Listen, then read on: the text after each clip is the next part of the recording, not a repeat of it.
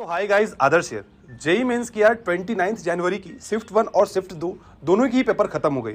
आज के इस वीडियो में मैं आप लोगों को एक क्विक एनालिसिस देके बताऊंगा कि दोनों ही पेपर में की डिफिकल्टी लेवल क्या थी और एक्सपेक्टेड कट ऑफ और आंसर की लिंक डिस्क्रिप्शन में मैंने दे दी है, तो वहां से जाके आप लोग आंसर की को डाउनलोड कर सकते हैं। लेकिन उससे पहले एक इंपॉर्टेंट बात बताना चाहता हूँ। एलपीयू में जो भी बच्चे अप्लाई करना चाहते हैं, एलपीयू यानी लवली प्रोफेशनल यूनिवर्सिटी में अगर आप अप्लाई करना चाहते हैं तो इनकी जो फर्स्ट फेज की जो एग्जामिनेशन की डेट है वो एंड होने वाली है और अभी 50% का डिस्काउंट चल रहा है, जिसकी कोड मैंने डिस्क्रिप्शन पे दे दिया। अगर आप चाहें तो जाके अप्लाई कर सकते हैं। 50% ऑफ जो आपकी फीस है वो लगने वाली है। फर्स्ट फेज में एग्जामिनेशन देने से फायदा ये होता है कि जब आप लोग फर्स्ट फेज की जो फीस होती है ना, फॉर एग्जांपल फर्स्ट फेज में आप एग्जामिनेशन आपने दिया, आपकी जो भी रिजल्ट आई वो आ गई, आप एडमिशन लेना चाहो या नहीं लेना चाहो वो आपके ऊपर है। लेकिन इसकी जो फीस होती है, फॉर एग्जाम्पल अगर आपने फर्स्ट फेज में दिया, आपकी 4 साल की फीस लगी 8 लाख। अगर आप सेकंड फेज में दोगे तो वो हो जाएगी 9 लाख, फिर आप थर्ड फेज में दोगे तो वो हो जाता है 10 लाख, फिर आप फोर्थ फेज में दोगे तो वो हो जाता है 11 लाख। तो फीस बढ़ जाती है। तो एग्जामिनेशन दे के आप लोगों को रखना है, एडमिशन लेना या ना लेना वो आपके ऊपर है। तो अगर आप चाहें तो लिंक डिस्क्रिप्शन पे है, वहां से जाके अप्लाई कर लीजिएगा और एक बैकअप ऑप्शन रखिएगा। उसके साथ ही साथ यूपीईएस देहरादून और बेनेट, इनकी भी फर्स्ट फेज की जो एग्जामिनेशन वगैरह की जो डेट है, एप्लीकेशन डेट है, वो आ चुकी है। उसकी भी लिंक मैंने डिस्क्रिप्शन पे दे दी है। वहां से जाके अगर आप चाहें, अगर आपका मन हो तो आप अप्लाई कर सकते हैं। ठीक है। तो अगर मैं 29 जनवरी की यार फर्स्ट शिफ्ट की बात करूं तो फर्स्ट शिफ्ट और सेकंड शिफ्ट में बहुत ज्यादा मेजर डिफरेंस सबसे पहली बात तो नहीं था। जैसे कि हमने 25 जनवरी में देखा था, एक शिफ्ट आपका थोड़ा टफ आ गया था, एक शिफ्ट आपका इजी टू मॉडरेट था। लेकिन यहाँ पे 29 जनवरी में दोनों ही शिफ्ट में मेजर डिफरेंस देखने को नहीं मिला था। जैसे कि आप लोग सामने देख सकते हैं। अगर मैं केमिस्ट्री की बात करूं फर्स्ट शिफ्ट की तो वो ईजी थी। मैथ्स की बात करूं तो वो टफ पूछ दिया गया था फर्स्ट शिफ्ट में। तो मैथ्स जो बच्चे बनाना स्टार्ट किए होंगे क्वेश्चंस, उनको बहुत मुश्किलात आई होगी। और अगर मैं फिजिक्स की बात करूं तो वो हमारा इजी टू मॉडरेट था। तो ओवरऑल अगर आप पेपर देखेंगे तो ओवरऑल पेपर आप मॉडरेट लेवल का कह सकते हैं। इसको आप ना टफ कहेंगे ना ही आप इजी कहेंगे। वहीं अगर मैं 29 जनवरी की सेकंड शिफ्ट की बात करूं तो हमारा केमिस्ट्री यहाँ पे इजी टू मॉडरेट लेवल का पूछा गया था। यानी कि ये कि फर्स्ट शिफ्ट से केमिस्ट्री होती थोड़ी सी डिफिकल्ट लेवल पे थी।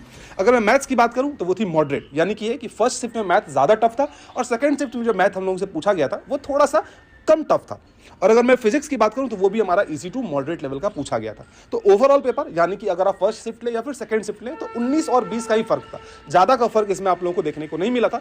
हाँ, आप लोग दोनों में से अगर आप पूछो कि भैया टफर साइड किसको कह सकते हैं तो 29 की फर्स्ट शिफ्ट को कुछ बच्चे कहेंगे कि टफर है, कुछ बच्चे कहेंगे कि 29 की सेकंड शिफ्ट टफ थी, क्योंकि एक में मैथ्स हम लोगों का ज्यादा टफ पूछ दिया गया था, एक में थोड़ी सी केमिस्ट्री हम लोगों की ज्यादा मुश्किल पूछी गई थी। ठीक है।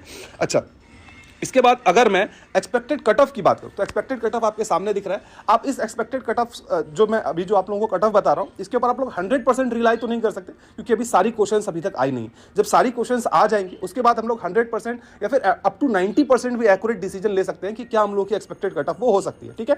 लेकिन अभी मैं जो आप लोगों को बता रहा हूं, जैसे कि फर्स्ट शिफ्ट में देख सकते हैं, अगर आप एक जनरल कैटेगरी के स्टूडेंट हैं, अप्रॉक्सीमेटली 78 से 80 के बीच में, अगर आप 80 के बीच में अगर आपकी मार्क्स आ रही है, या फिर 78, अगर मैं 78 बोल रहा हूं तो आप लोग +-2 लेके चलो। मतलब 76 में भी आपका कट ऑफ क्लियर हो सकता है, 80 में भी आपका कट ऑफ क्लियर हो सकता है। बात समझ आए? तो +-2-3 आप लोग लेके चलेंगे, क्योंकि उतना एक्यूरेट कोई भी नहीं बता सकता आप लोगों को। सिमिलरली जनरल ईडब्ल्यूएस के लिए अप्रॉक्सीमेटली 55 से लेकर 60 के बीच में, ओबीसी के लिए वही 55 से लेकर 60 के बीच में, एससी के लिए वही 35 से लेकर 40 के बीच में, और एसटी के लिए भी अप्रॉक्सीमेटली 30 से लेकर 35 के बीच में। सिमिलरली शिफ्ट 2 का भी उसके सामने आपके दिया गया है। आप लोग चाहे तो एक बार पॉज करके वहां पे देख सकते हैं।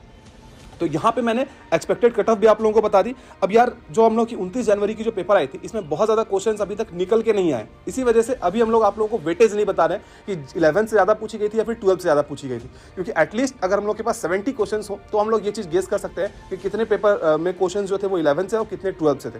तो इसकी जो हम लोग डिटेल एनालिसिस है वो हम लोग की जब सारी पेपर खत्म हो जाएगी और जब आप लोगों का जो क्वेश्चन पेपर आएगा, वो क्वेश्चन पेपर जब हम लोग के पास आ जाएगा तो हम लोग डिटेल में एनालिसिस करेंगे कि किस टॉपिक से और किस चैप्टर से और कहां से कितने नंबर ऑफ क्वेश्चंस पूछे गए, जैसे कि मैं 2020, 2021 और 2022 में किया करता था।